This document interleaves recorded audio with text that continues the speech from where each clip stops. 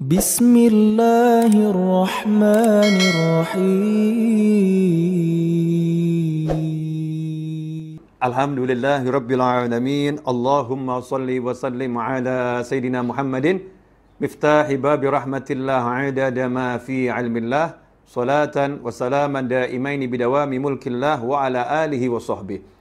Allahumma shalli ala sayidina Muhammadin salatan taftahu biha lana futuhal arifin wa tufaqihuna biha fid din wa ala alihi wa sahbihi. Assalamualaikum warahmatullahi wabarakatuh. Alhamdulillah Allah Ta'ala pertemukan kita di dunia maya, dunia yang meskipun berjarak tapi seakan tanpa jarak, semuanya jadi terasa dekat. Ini termasuk rahmat Allah Ta'ala untuk kita yang hidup di akhir zaman ini, sehingga kita bisa bersilaturahim virtual, ya, lebih mudah untuk meningkatkan persaudaraan, ya, untuk mengenal saudara-saudara kita dan manfaat-manfaat lain yang banyak. Mudah-mudahan pertemuan kita ini diberkati oleh Allah Subhanahu wa Ta'ala. Bapak, Ibu, pemirsa, teman-teman dimanapun Anda berada, kali ini saya angkat tema yang memang agak unik. Ya, yakin tanpa ragu. Ya, yakin tanpa ragu. Kenapa saya pilih tema yakin tanpa ragu? Karena saya melihat dari pesan-pesan WhatsApp yang masuk ke saya, karena nomor saya share agar orang bisa kirim pesan. Meskipun saya tidak harus menjawab, tapi saya minimal tahu problemnya masyarakat ini apa. Nah, ternyata problem yang paling besar adalah keraguan. Keraguan. Nanti kalau udah mulai yakin, yakinnya itu lemah, kemudian runtuh. Nah, kalau udah kita hidup nggak punya keyakinan, ya kita bekerja nggak punya keyakinan, kita belajar nggak punya keyakinan, atau lemah yakinnya, maka kita akan menjadi manusia yang pesimis dan mudah jatuh. Kalau udah jatuh, mudah putus asa. Na'udzubillah min dzalik. Karena itu saya akan bacakan bagian dari nasihat Imam Ghazali dalam kitabnya Ihya Ulumuddin yang di jilid pertama. Beliau berkata rahimahullah, wa minha ayyakuna syadidal inayati bitaqwiyatil yaqin fa innal yaqina huwa ra'su malid din. Qala Rasulullah sallallahu alaihi wasallam, al yaqinu al imanu kulluh. Al yaqinu al imanu kulluh. Wala budda min ta'allumi ilmi al yaqin a'ni awailahu thumma yanfatihul qalbi tariquhu. Walidzalika qala sallallahu alaihi wasallam ta'allamul yaqin wa ma'nahu jalisul muqinin wasma'u minhum ilmal yaqin wa wadibu 'alal iqtida' bihim liyaqwa yaqinukum kama qawiya yaqinuhum wa qalilun minal yaqin khairun min katsirin minal amal. Nah, ini insyaallah yang akan saya jadikan untuk landasan apa yang akan kita bahas pada kesempatan kali ini. Imam Ghazali mengatakan, hendaknya engkau memiliki perhatian yang sangat kuat, ya, betul-betul memperhatikan pada upaya untuk memperkuat keyakinan. Kita kuyatil yakin, memperkuat keyakinan, karena keyakinan itu merupakan modal utama, ya, modal utama dalam agama. Dalam orang mau ibadah, orang mau taat sama Allah, modal utamanya adalah keyakinan. Sebagaimana dikatakan oleh Rasulullah SAW dalam sebuah hadis yang diriwayatkan oleh Imam Abu Nuaim, Baihaqi dan juga Baihaqi, dikatakan di situ al-yaqinu al-imanu kulluh. Yakin itu adalah iman yang menyeluruh, ya, keseluruhan iman, itulah keyakinan. Totalitas iman, ya, itulah keyakinan. Sehingga orang yang punya keyakinan, imannya sempurna. Kalau keyakinannya kuat, sesuai dengan lemah dan kuatnya keyakinan itu, maka lemah dan kuatnya iman juga berbanding dengan kuat dan lemahnya keyakinan. Karena itu kata Imam Ghazali, kamu harus mempelajari ilmu yakin. Jadi ilmunya harus dipelajari.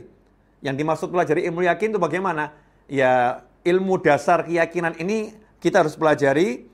Nanti dengan sendirinya hati itu akan mendapatkan jalannya untuk mengenal keyakinan yang semakin besar dan semakin kuat. Karena itulah Rasulullah SAW bersabda, ta'allamul yaqin. hendaknya kalian semua mempelajari keyakinan, ilmu yakin. Arti mempelajari di sini apa?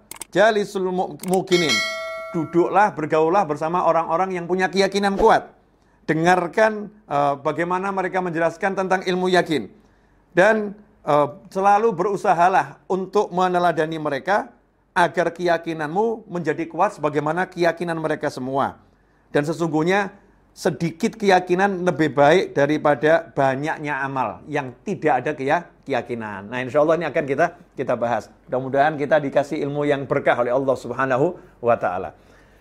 Begini, yakin itu artinya mempercayai ya tanpa ragu. Itu yakin. Kalau mempercayai masih ada keraguan, benar enggak ya, bisa enggak ya, itu namanya prasangka. Kita masih memprasangkai. Jadi antara yakin sama prasangka itu berbeda. Kalau yakin udah bulat, saya percaya gitu. Nah, misalnya begini, Ka'bah itu ada di Mekah. Ka'bah ada di Mekah. Kita bisa yakin melalui beberapa sebab. Yang pertama, karena kita mendengar dari orang yang kita percaya, orang tersebut mengatakan, saya udah ke Mekah dan saya lihat Ka'bah ada di Mekah. Maka kita yakin Ka'bah ada di Mekah tanpa melihatnya. Ya, baik secara visual dengan apa namanya lewat ya dunia maya, atau kita langsung datang ke sana. Ketika kita umroh, kita ke haji, kita melihat Ka'bah betul-betul ada di Mekah. Nah, ini hanya dengan mendengar berita. Ini cara yang pertama. Cara yang kedua adalah dengan melihat langsung. Berangkat ke Mekah, lihat di situ ada Ka'bah. Kita yakin Ka'bah itu ada di Mekah. Nah, artinya tidak harus melihat langsung untuk yakin. Tidak harus melihat langsung untuk yakin. Tidak harus mengalami sendiri untuk yakin. Tetapi kita mendengar kisah orang-orang yang bisa kita percaya, maka kita bisa meyakini ya apa yang mereka sampaikan. Nah, saat ini yang terjadi adalah krisis keyakinan. Banyaknya keraguan. Ya, ragu akan janji-janji Allah Subhanahu wa Ta'ala. Contohnya, wa ma min dabbatin fil ardi illa 'alallahi rizquha. Tidak ada satupun yang melata di muka bumi ini kecuali sudah dijamin sama Allah rezekinya.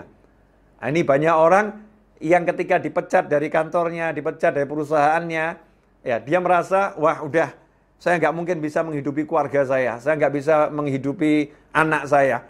Ya, saya tidak bisa menyekolahkan anak saya. Dari mana saya akan membiayai mereka semua? Wong saya ini dipecat. Cari kerja di masa pandemi ini susah, enggak semudah dulu. Wah, enggak mungkin saya. Dia enggak yakin kalau Allah menjamin rezekinya.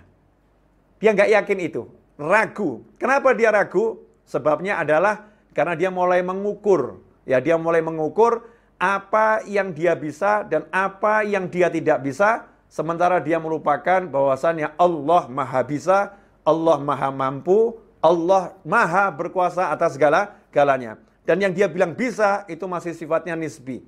Yang dia bilang bisa itu belum bisa dipercaya. Karena bisanya dia itu kalau dibisahkan Allah. Dia bilang dia bisa jalan. Antum semua para dokter paham. Ya, orang yang mengaku bisa jalan dalam hitungan detik bisa lumpuh dia. Orang yang mengaku dia bisa berbicara dalam hitungan detik, na'udzubillah min dzalik, nasallahu afiyah, dia pun bisa kehilangan kemampuannya berbicara. Nggak ada kepastian. Tetapi kalau Allah Subhanahu wa Ta'ala, Allah Maha Bisa, Allah Maha Mampu, Allah Maha Kuat. Nah, ini kebanyakan kita saat ini adalah menyandarkan diri kita bukan kepada janjinya Allah dan Maha Mampunya Allah, Maha Bisanya Allah, tapi kita menggunakan ukuran diri kita sendiri. Kita merasa, wah saya nggak bisa, saya bisa, dan seterusnya. Nah, ini yang menyebabkan orang sekarang berada dalam kegalauan, dalam kesusahan, dalam kesuntukan, dan lain sebagainya. Nah, ini masalah pokoknya yang sekarang terjadi di mana-mana.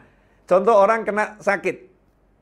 Orang kena sakit, dapat informasi bahwasannya kamu nggak bakal sembuh, kamu nggak bakal sehat, kamu sudah nggak ada obatnya ini. Informasi ini dia percayai sebagai sebuah kebenaran karena yang berbicara orang-orang yang ahli. Yang berbicara adalah pakar-pakar dan orang-orang yang melihat langsung pengalaman di lapangan bahwasannya orang yang penyakitnya seperti ini nggak ada harapan sembuh untuknya. Tetapi kalau orang yang yakin sama Allah Subhanahu wa Ta'ala bahwasannya Allah Maha Mampu menyembuhkan, penyakit apapun, ya, penyakit apapun Allah maha mampu menyembuhkan. Maka dia akan menjadi orang yang optimis. Dia terima kenyataan, penyakit ini berat, penyakit ini mungkin kesempatan saya untuk hidup akan terenggut. Tetapi saya punya Allah Subhanahu wa Ta'ala, saya akan minta sama Allah Ta'ala, saya akan melakukan pengobatan, saya akan berjuang minta kesembuhan dari Allah Subhanahu wa Ta'ala. Sehingga yang muncul adalah jiwa yang optimis. Ya, dia tidak hancur oleh penyakitnya, justru dia menjadi jiwa yang bersemangat, ya, bergairah untuk mencari kesembuhan dari Allah Subhanahu wa Ta'ala dengan menjalani berbagai macam pengobatan yang bisa dilakukan. Kenapa? Punya keyakinan pada Allah Subhanahu wa Ta'ala. Nah, yakin tanpa ragu, itulah sikap orang-orang yang beriman. Saya akan ambilkan beberapa contoh yang ada di dalam kisah para nabi dan rasul. Ya, kisah para nabi dan rasul. Contoh yang pertama adalah contoh keyakinan seorang wanita yang ada dalam Al-Quran. Karena kadang ini kurang diangkat nih keyakinannya, dari sisi keyakinannya kurang diangkat. Siapakah itu? Ibunya Nabi Ismail alaihissalam. Kita masih ingat dengan jelas bahwasannya Nabi Ibrahim alaihissalam membawa istrinya dan anaknya atas perintah Allah Subhanahu wa Ta'ala untuk ditinggalkan di tanah yang dataran rendah yang sekarang kita kenal dengan kota Mekah. Saat itu padang Sahara. Saat itu nggak ada air. Saat itu nggak ada kehidupan. Saat itu gersangnya luar biasa. Diperintahkan Allah untuk meninggal anak istrinya di situ. Dan tidak boleh memberikan informasi. Nggak boleh berbicara apapun. Saat itu istrinya nanya, "Wahai suamiku, kenapa kami ditinggal di sini?" Maka Nabi Ibrahim tidak menjawab. Pertanyaan yang kedua, "Wahai suamiku, kenapa kami ditinggalkan di sini?" Tidak menjawab. Maka istrinya paham, ini suami saya tidak boleh bicara ini. Beliau pun nanya, "Wahai suamiku, apakah Allah yang memerintahkanmu untuk meninggalkan kami di sini?" Nabi Ibrahim tidak menoleh ke belakang tapi menganggukkan kepala. Saat itulah sang istri berkata, "Lanjutkan perjalananmu wahai sayang, ya kembalilah ke kota di mana kita berada.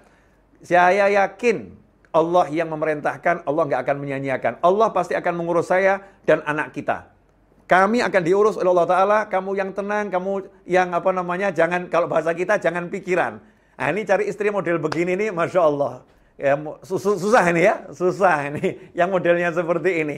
Susahnya luar biasa. Ditinggal di hotel bintang 5 sendiri aja mungkin komplain. Ini ditinggal di dataran rendah, nggak ada manusia. Dan bekal airnya hanya mampu hidup untuk berapa hari. Tapi yakinnya sama Allah Ta'ala luar biasa. Yang ngasih rezeki Allah. Yang akan nolong Allah. Yang akan selesaikan masalah saya Allah. Yakin tanpa ragu. Gak ada keraguan. Subhanallah. Ya namanya air habis, ya ASI gak ada, bayi nangis. Nabi Ismail nangis. Dan nangisnya bayi kalau kelaparan tuh katanya kenceng ya. Kalau lagi lapar tuh nangisnya kenceng. Karena dia mau mempertahankan nyawanya. Nah, subhanallah. Itu oek-oeknya bukan oek, enggak gitu. Oek! Dan semakin kuat ruhnya, semakin kenceng tangisannya. Jadi Nabi Ismail alaihissalam itu nangisnya kenceng luar biasa. Sangat kencang. Di tengah kesunyian padang Sahara. Yang terjadi apa? Sang ibu paham anaknya ini butuh minuman. Tapi nggak ada air. Maka yang dilakukan adalah mencari air. Ya, mencari air. Tapi yakin Allah pasti akan memberi. Yakin Allah memberi itu bukan duduk diam, Allah akan memberi, Allah akan memberi. Ini bukan yakin namanya. Ini namanya orang lamun ini. Namanya orang lamun, orang malas. Ya, bukan seperti itu. Dia yakin Allah pasti akan memberi. Maka ia pun jalankan syariatnya. Beliau jalankan syariatnya, beliau cari dataran yang tinggi. Untuk melihat ada enggak ya di kejauhan musafir lalu seseorang yang bisa dimintain air. Karena paham di sekitar sini enggak ada sumber air. Maka naik ke atas Bukit Sofa. Dari Bukit Sofa dilihat enggak ada, maka lihat di sana ada Bukit Marwah. Lari ya, karena pengen cepat dapat air. Lari ke Marwah.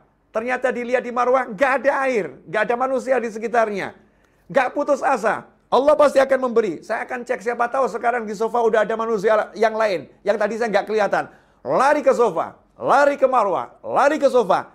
Enggak putus asa, yakin. Jadi orang yang yakin tuh enggak mungkin putus asa. Makanya kalau ada orang berhenti ya bergerak, berhenti untuk berusaha, itu namanya orang yang yakinnya udah mulai luntur. Ya, yakinnya udah mulai hilang. Dia mulai bersandar lagi kepada sebab akibat, bersandar lagi kepada sarana, bukan bersandar kepada Allah Ta'ala musabbibil asbab. Penyebab segala sesuatu adalah Allah Subhanahu wa Ta'ala. Apa yang terjadi pada lari yang ketujuh, Safa Marwah, lari yang ketujuh, hitungan ketujuh, Allah Subhanahu wa Ta'ala menunjukkan kekuasaannya kepada manusia yang beriman dan percaya kepadanya, yang yakin bahwasanya pemberi rezeki mutlak hanyalah Allah Subhanahu wa Ta'ala. Penyelesai masalah mutlak hanyalah Allah Subhanahu wa Ta'ala. Subhanallah, Allah munculkan bukan manusia datang membawa air, Allah bukan munculkan malaikat datang bawa minuman, Allah bukan munculkan penolong dalam bentuk orang yang bawa air, sehingga ibu Nabi Ismail harus jalan untuk mengambil air, ya harus mengelola air itu yang nanti akan habis, karena namanya pemberian juga akan habis. Berapa tandon yang akan disiapkan? Gak punya tandon. Maka Allah Subhanahu wa Ta'ala berikan air yang gak akan habis ila yaumil qiyamah, dan itu bukan muncul di Safa, bukan muncul di Marwah, tapi Allah munculkan di kaki anaknya, tepat di mana dia membutuhkan. Subhanallah. Allah Karim. Maha pemurahnya Allah Ta'ala, maha mampunya Allah Ta'ala, maha kuatnya Allah Ta'ala, maha bisanya Allah Ta'ala. Sehingga saat itu belum selesai di situ. Keyakinan ini terus berlanjut. Apa yang terjadi? Karena ada air, subhanallah, burung pun berdatangan. Burung berdatangan. Orang yang gak pernah lewat Mekah, karena tahu di situ gak ada air, dari jauh sekali melihat kok ada burung di daerah situ, maka mereka paham, ini sudah ada air di sana. Mereka pun datang ke situ. Ketika mereka datang lihat ada air dan ada yang punya, maka saat itulah mereka barter. Kasih makanan, ya. Ibunya Nabi Ismail memberi air, izin ngambil air. Beliau mendapatkan makanan, mendapatkan sayuran, mendapatkan buah-buahan, mendapatkan kambing dan lain sebagainya. Dan mereka akhirnya berkemah dan tinggal di sana. Akhirnya jadilah kota Mekah. Hidup nggak sendiri, ditemani, bahkan dapat mantu di situ. Subhanallah, ya dapat mantu di situ. Sementara Nabi Ibrahim alaihissalam, coba kita lihat. Nabi Ibrahim ketika pergi meninggalkan anak dan istrinya. Apakah berpikir bahwasannya anak dan istrinya akan meninggal dunia di situ? Enggak. Ternyata Nabi Ibrahim naik ke dataran tinggi, sudah jauh naik ke dataran tinggi, lihat ke kota Mekah, lihat ke arah istri dan anaknya yang tidak lagi memandang beliau, nggak kelihatan. Dari jauh angkat tangan, minta sama Allah, ya Allah, aku letakkan sebagian dari anak keturunanku di sebuah lembah yang nggak ada pepohonan di sana. Ya Allah, agar mereka bisa mendirikan sholat.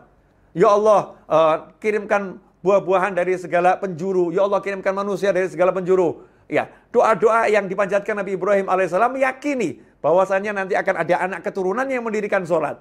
Artinya nggak akan meninggal dunia, akan hidup, akan dapat rezeki dari Allah Subhanahu wa Ta'ala. Jadi pikirannya selalu positif dan optimis. Itu orang yang yakin tanpa ragu. Ikhwani rahimakumullah.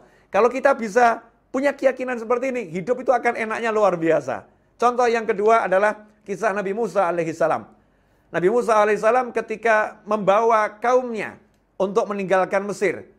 Nabi Musa bersama orang-orang tua, anak-anak, kemudian perempuan yang tidak punya senjata dan tidak dilatih militer, nggak punya pengalaman untuk berperang dan lain sebagainya. Taunya jalan kaki, nggak punya kendaraan, jalan kaki bersama-sama. Kemudian sampai di tepi laut, lautnya sangat ganas, ombaknya sangat besar, melihat ke belakang, Fir'aun dan bala tentaranya mengejar. Apa yang terjadi? Umatnya galau. Ya, umatnya belum punya keyakinan yang kuat. Dia baru percaya kepada Nabi Musa alaihissalam. Umatnya galau dan mengatakan, bagaimana ini depan laut, belakang Fir'aun mengejar. Terjun, binasa, kalau diam di sini juga akan binasa. Maka saat itu Nabi Musa alaihissalam nyantai. Ya, nyantai, tenang. Dan mengatakan, kalla inna ma'iya rabbi sayahdin. Kalla, tidak mungkin kita akan binasa. Tidak mungkin kita akan dihajar oleh Fir'aun dan bala tentaranya. Kalla, kenapa enggak mungkin? Inna ma'iya rabbi sayahdin. Karena bersamaku ada Allah Tuhanku sayahdin. Nanti dia Allah akan berikan petunjuknya kepadaku. Artinya saat berbicara seperti itu, Nabi Musa alaihissalam belum punya solusi. Nabi Musa alaihissalam enggak punya rencana untuk menyelamatkan semua ini, enggak punya. Tapi Nabi Musa alaihissalam percaya pada Allah Tuhannya yang maha kuasa, yang memerintahkan dia untuk bawa kaumnya meninggalkan Mesir. Pasti Allah akan berikan solusi. pasti Allah akan berikan pertolongan, pasti Allah akan berikan jalan keluar. Hasilnya apa? Subhanallah, Allah berikan solusi yang gak masuk akal manusia. Lautan yang begitu dahsyat ombaknya, bala tentara yang begitu hebat dan terlatih, militer terkuat saat itu. Nabi Musa dibekali tongkat, Allah hanya memerintahkan, pukulkan tongkatmu ke laut. Pukulkan tongkatmu ke laut. Nanti akan terbelah lautan ini. Ya, akan terbelah. Nabi Musa yakin sama Allah Ta'ala. Beliau tidak mengatakan bagaimana laut akan terbelah dengan kayu. Apa mungkin nih laut akan terbelah dengan kayu? Apa bisa? Enggak seperti itu, langsung yakin. Bismillah, pukulkan. Maka laut pun terbelah. Nabi Musa pun berjalan di tengah laut yang dibendung oleh Allah SWT dengan kekuatan maha kuatnya Allah Ta'ala. Nabi Musa berjalan di situ bersama kaumnya. Dan disitulah kaumnya mulai yakin kepada Allah Ta'ala. Yakin kepada utusan Allah Ta'ala Nabi Musa alaihissalam. Karena melihat langsung bagaimana mukjizat yang Allah berikan kepada Nabi Musa alaihissalam. Sehingga kaumnya ini berjalan tanpa ragu. Berjalan tanpa rasa takut. Coba bayangkan kalau kita suruh jalan, ini tiba-tiba ada laut terbelah. Ini di kanan nih dindingnya nih laut, ya, air. Di kiri dindingnya air. Kalau kita mungkin jalan was-was. Nah ini kalau kemudian nutup lagi gimana ini? Kalau kita ditenggelamkan gimana ini? Tapi umat Nabi Musa udah muncul keyakinannya di situ. Karena bergaul dengan Nabi Musa alaihissalam dan melihat langsung, pengalaman langsung. Apa yang terjadi? Berjalan dengan santai, karena itu orang-orang tua, anak-anak ya, dipaksa lari pun orang tua nggak bisa lari. Berjalan dengan santai sampai ke tujuan, kemudian Fir'aun dan bala tentaranya melihat lautan terbelah, mengejar masuk ke dalam sana. Apa yang terjadi? Fir'aun dan bala tentaranya ditenggelamkan oleh Allah Subhanahu wa Ta'ala. Kalla inna ma'iya rabbi sayahdin. Ikhwani rahimakumullah. Sebetulnya banyak contoh-contoh dalam Al-Quran, kisah-kisah Anbiya wal Mursalin yang akan mencerahkan kita, memberikan kita motivasi, menjadikan kita bersemangat untuk menatap ke depan itu dengan pandangan yang positif, ya, untuk berusaha. Kita ini menjalani kehidupan dengan penuh semangat dan penuh sukacita karena kita punya Allah Subhanahu wa Ta'ala. Ikhwani rahimakumullah. Lantas apa yang terjadi sekarang? Yang terjadi sekarang adalah dhu'ful yakin, lemahnya keyakinan. Lemahnya keyakinan. Kenapa lemah keyakinan? Karena percaya sama kalamullah, tapi kurang meyakini kalamullah. Percaya dengan ucapan Nabi Muhammad SAW, tapi kurang meyakini ucapan Nabi Muhammad SAW. Kita lebih mempercayai usaha kita. Lebih mempercayai upaya kita. Lebih mempercayai perencanaan kita.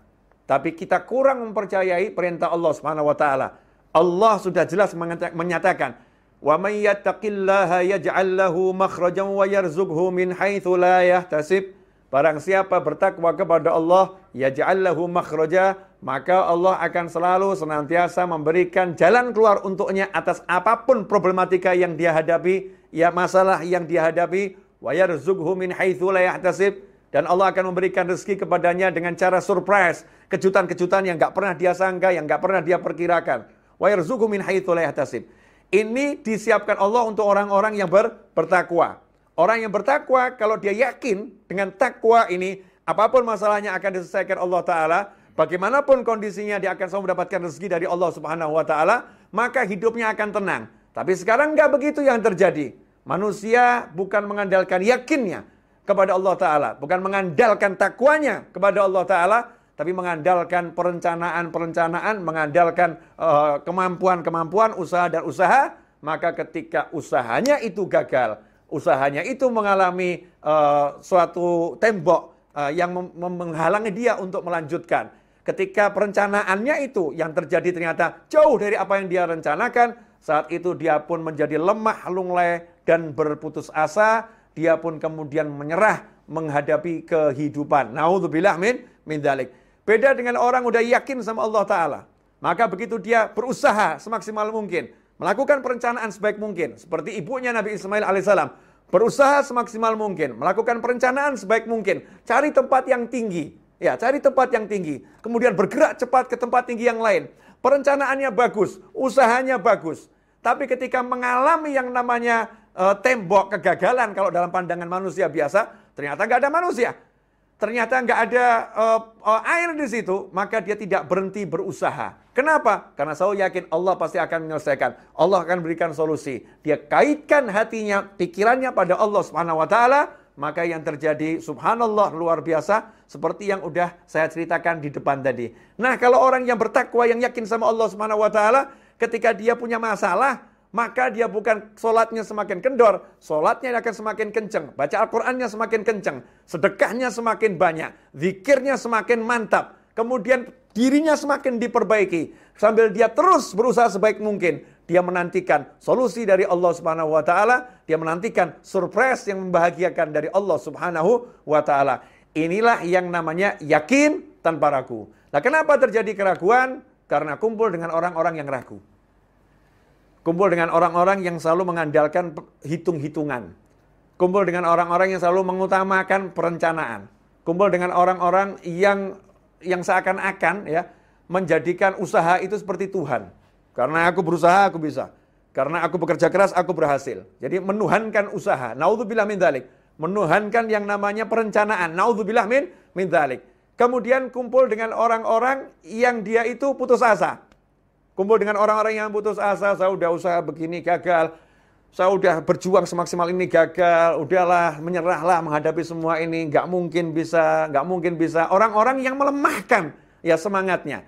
Kalau kita pengen kekuatan yakin kita ini kuat, ya kita jangan mendengarkan yang seperti itu. Tetapi kita mendengarkan kisah orang-orang yang kuat yakinnya pada Allah Subhanahu wa ta'ala. Yang selalu memberikan semangat. Allah itu ada. Allah Maha Bisa. Kita ini nggak bisa apa-apa. Tugas kita hanya berusaha. Kalau nanti ada tembok yang menghalangi. Kalau nanti ada kegagalan yang dianggap oleh manusia. Itu bukan kegagalan. Itu jalan Allah Subhanahu wa ta'ala untuk menyampaikan kamu pada tujuan yang lebih besar. Jalan Allah Ta'ala berikan kamu solusi, memberikan kamu rezeki. Terus tingkatkan sholatmu, tingkatkan zikirmu, tingkatkan sholawatmu, tingkatkan istighfarmu, tingkatkan sodakohmu, tingkatkan qiraatul Qur'anmu. Sehingga dia akan hidup dengan penuh optimis. Ikhwani rahimakumullah.